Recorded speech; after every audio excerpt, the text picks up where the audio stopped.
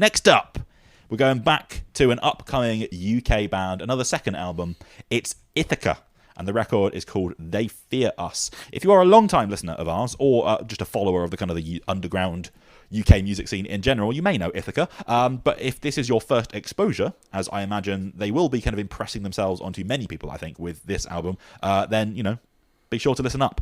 Ithaca came from... Are you an Ithaca fan? You've got to be an Ithaca fan. I love Ithaca. That is it Language of Violence? Language of Injury.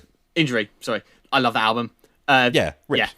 They came from, again, the kind of UK heavy mid-2010s scene that we were talking about with Conjurer just before. I think maybe slightly later in that, and that album was like 2019. And I guess from my perspective, I had, many of us, we'd become big fans of bands like Employed to Serve, Svalbard, Black Peaks, whoever, Conjurer, and we're kind of looking out for anything that could be, similarly ace coming from these just shores. And any new kind of UK hardcore with a kind of techie, mathy, anything that I could just go and see live that would be great, basically. And one of the bands that rose to that challenge was Ithaca with that album in 2019, which is a scathing metallic hardcore record, very, Poison the Well, Panic Chords, woo! Yeah, fucking Seven Angels, Seven Plagues, whatever, like, made by people who fucking meant it, Yeah. And that venom and that regurgitating of anger and passion,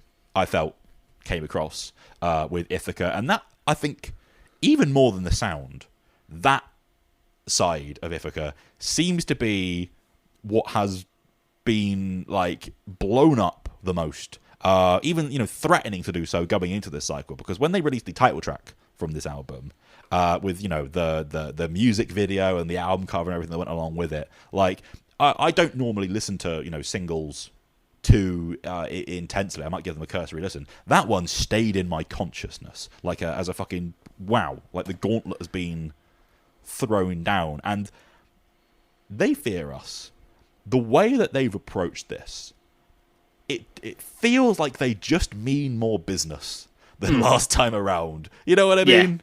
Yeah, no, absolutely. This is kind of like I think that debut album was killer, but it was like underground, like really intense, aggressive, like sort of stuff. This is kind of like, no, we want to make a proper statement now. And like I say, like you just look at the album cover, the sort of the photo shoots they've done and everything. This is a band who've kind of really confidently found who they are and their identity and are making sort of a grand proclamation of this is Ithaca now. Yeah, like I'm not normally a fan of just like putting a picture of themselves on the album cover, because most time it's metalcore dudes looking pensive or whatever, but this is, they've pulled it off with something brash and popping with colour and that looks grand at the same time, individuality, and that's what this album is. Like, the sound of this is so wide scale. The production feels like they've gone, this doesn't have to be a scrappy underground hardcore album. We're not a big band, but fuck you, we're going to make our album sound like one. Like, I think that's it. Like this is, again, like straight up is a sound that I have long established that I can't not like at this point. Like, but it's more than that, because no, it is. Like, Totally. I'm with you. Like, I loved the first album. I still love it, but it was, I suppose, a band doing a thing that I already liked very, very well. This one has the confidence of a band, using that as their kind of foundation and doing much, much more with it and asserting themselves and, fucking forcing you to pay attention. Yeah, like I said, like when like the title track, you've just got the bow to your blood chorus and all that, like which is huge and like really worms its way in and feels like a statement. And then when they turn that into the mosque of the bow before your blood and that breakdown hits, it's kind of like this is the statement of like we're gonna like be bigger, grander, more like widescreen, but still be able to like smash you with the sickest like metallic hardcore moments. Yeah, like it's gone bigger without losing the intensity, for sure. Like fucking Jamila on this record, like the fury in the vocal conviction. Again, coming back to that confidence you're saying with that. Fucking what would you say at the start? Like it's not desire, it's purpose. Like fucking, it's so full on in that, just kind of like just throttling you. And the way, like fucking Cremation Party like is thug as shit, but it's like colliding with, strapping young lad, insect buzzing inside your head. There's like programming and stuff that's like tapping riff on yeah, there, like I think, skittering around with the disorientating, like it's purposefully violent, like really chaotic, but it's being so well honed, and it feels like they've taken, again, what you heard on the Language of Injury, but they've kind of like they've made it bigger and weirder simultaneously, where that title track is like someone's mangled one of the more alien sounding Gojira riffs and then stuffed it into the fucking metalcore mangler. Like it's kind of languid and elastic, but super like obnoxious at the same time.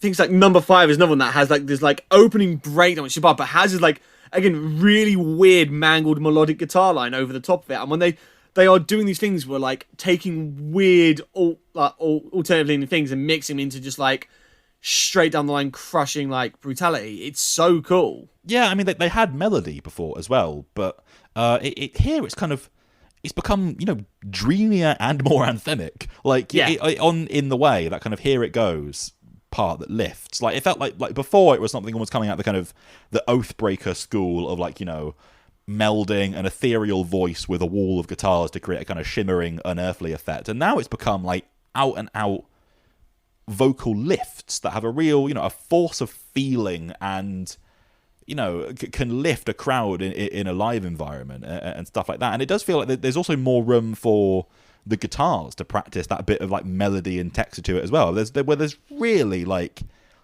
ear-catching invention in the guitars. The way a song like Number 5 can start, and instead of getting like oh yep, metalcore, I know this riff, you're kind of left going like, wait a minute, what is that? Like that's what I'm talking about. Where like it doesn't let you sit easily, You've got that like quite recognizable metalcore breakdown riff, but then the fact they are just like layering weird guitar lines and melodies on top of it to kind of just keep that feeling of unease, but make it sound, but it just sounds bigger and more impressive as a result. Yeah, and it feels like those kind of old metallic hardcoreisms, which they clearly love so much because it was what most of their band was kind of based in. Yeah. It's done with love, but it feels like they are like desperately trying to turn those tropes into something that's fresh, and inventive. And so when you get, the panic chords, they are still so like out and out fuck yeah 90s metalcore to an extreme that not many bands actually go to. Like it's kind of hilarious in a way that I love. Like it's so aggressive and unabashed with them, that just guitar squeal alarm shit you're getting and that. But like the surroundings of those things are not just that, and it feels like it's forcing you to look at those things from a slightly different place. And so they do pull something off very effectively, where Number 5, like we said, is a weird, uneasy kind of song, and then when it just goes and breakdown finally at the end, like it's such a payoff from where you've been for the first couple minutes. Yeah, like I'm thinking like Cameron Meets First is another one that has some really just interesting melodic guitar playing on there. I do just anytime they do just go into the panic chord breakdowns though, like it just hits that big red button in my brain that just kind of goes like, forget all the interesting bits, just go mad. No, absolutely, me too. And I'm glad that they've kept hold of them. But I think they are very purposefully, they're implementing those things in kind of less predictable surroundings, and it makes those things better. Yeah, that's it. Is that when they do lean back, when they do kind of go back to that, it doesn't just feel kind of like, and there's the generic panic chord breakdown. Like it feels like an exciting kind of like big swing at your head, like every time they come in. I mean, it's just that really interesting blend, or like so that keeps the album from just feeling like, because again, this kind of like 90 like late 90s, early 90s metalcore throwback is there's so many bands doing this now that I think you've got to start to up your game to really stick out. I think it's a disservice to call this record a throwback.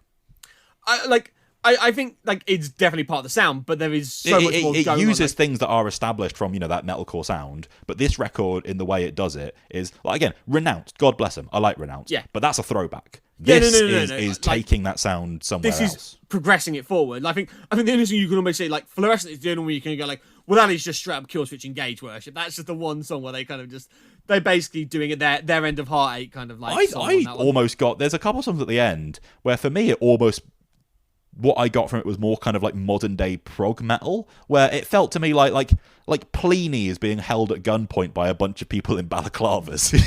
I mean, like, yeah, like you should have gone back and Hold Be Held as kind of like the late ones. That's where it gets really like interesting, and like Hold Be Held is so dreamy and so pretty, and I think like when they save that right for the end of the album, it is like a real magical moment. But it's those things that just like say like it is just that really unique blend of something being like a cool throwback to something I love, but not relying on the nostalgia of we're doing classic metallic hardcore. We're taking that, but we're making it progressive and interesting and modern sounding, and that's what I think is kind of what's marking Ithaca out as going to be one of the leading bands for this sort of thing. Yeah, and it's still got, you know, again, when bands like Ithaca and Employed to Serve and so on kind of turned up, like, what I liked about those bands was, you know, I'd gotten tired of kind of, you know, what we're fucking talking about with Beartooth. Processed US metalcore, kind of, processed whatever metalcore, and bands like that turned up and it was like, oh shit, someone's doing this for fucking They put real, the danger back you know? in a little bit, like. And Ithaca have still got that. It's still here, but it's subverting those things with curveballs. You know, the drop riffs that come in are different and you know come at you from different angles, and there's guitar invention that you don't normally get from this kind of. By the end of that one song, fucking Camera Eats First, like it's gone full dream pop by the end of it, from where, you know, how heavy it starts. And again, some of those later songs, there's one song, I think the one after Fluorescent,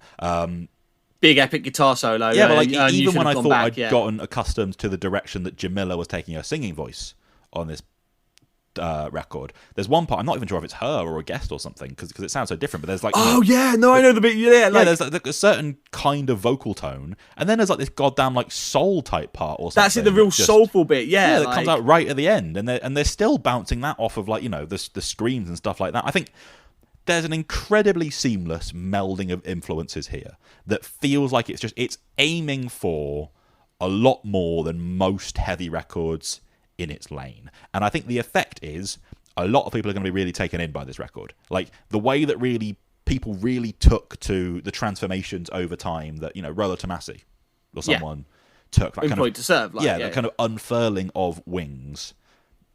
Ithaca on this record are making strides into those kind of territories. And the fact that it's done with that confidence of, you know, a band demanding to be heard and kind of, you know, extrapolating their own identities into these big, colourful, unflinching I think that's why, like I say, the artwork and the photos of them work so perfectly with the sound of this record, because it is just a confidence and like a band carrying themselves like without arrogance, but knowing they're doing something that is a class above a lot of other bands. Like, I respect that.